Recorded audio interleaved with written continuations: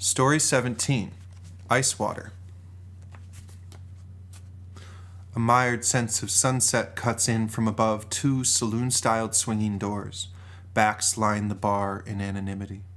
A sole fly buzzes about, nearly matching the soft electronic fuzz from the neon beer sign mounted in the window. The sign's halogenic glare blots out any natural impression of that sunset.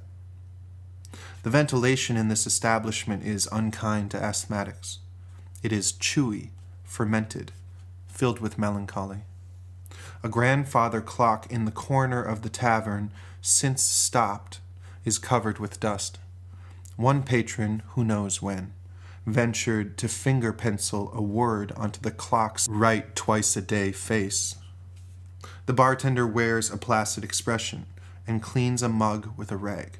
A man sporting a trucker's hat which says, "All Steel Inc." slams his soda can onto the counter. A different wiry lad with a tattered work coat and a somber configuration lifts a finger, a plea for more drink. The room smells of implacability and desultory hygiene. The bartender sees the finger and walks over. "What'll it be?" "Pepsi Max." "Coming right up." The bartender waves his hand over a silver sheet, causing it to glide leftward. Reaches inside and withdraws a plastic 20-ounce bottle of Pepsi Max.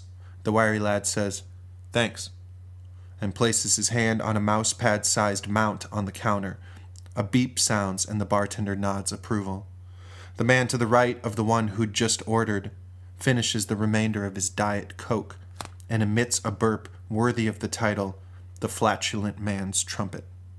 This man grumbles and snorts simultaneously at his indulgence.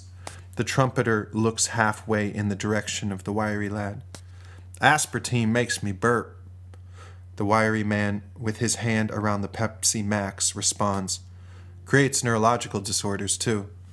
But guys like us can't afford anything else." The trumpeter lifts his soda. "Yep."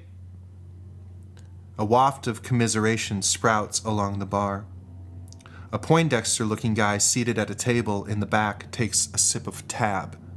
He sits beside his date, a redhead covered in freckles, with wide-framed glasses, who drinks Coca-Cola Zero and says little. He draws spirals along the top half of her back, meditatively between sips. The saloon-style swinging doors at the entrance push open with an unprecedented intimacy, the kind that creates a sharp, incongruous squeak throughout the room and draws a half-dozen necks in tandem. The neon sign buzzes extra loudly and clips out, leaving only the fly's noise to continue the drone.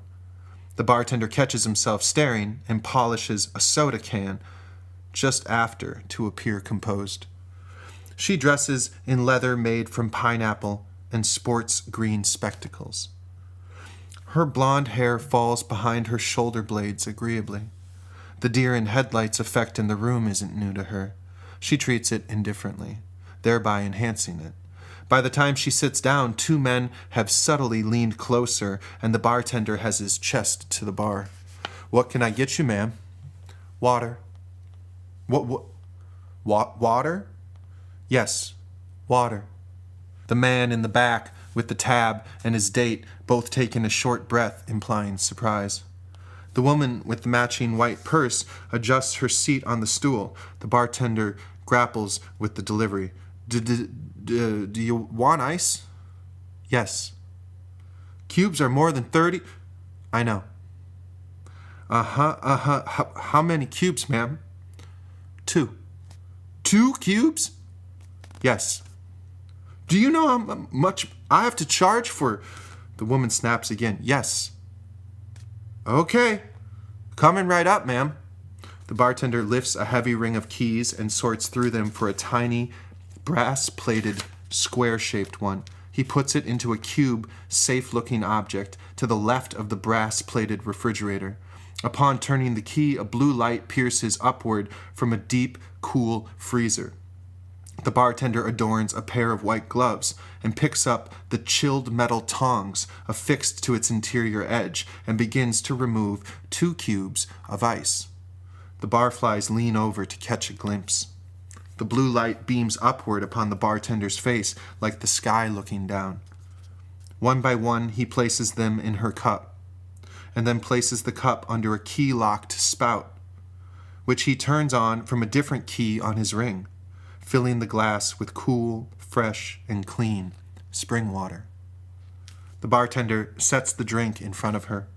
It appears strange in the room, like an explorer in Antarctica or a man standing on the moon. Here you go, ma'am. Thank you, she says, and with great deftness and a gentility places her palm on the mousepad-sized mount.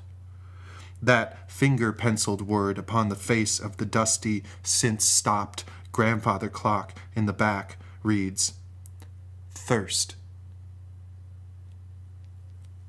End of story 17.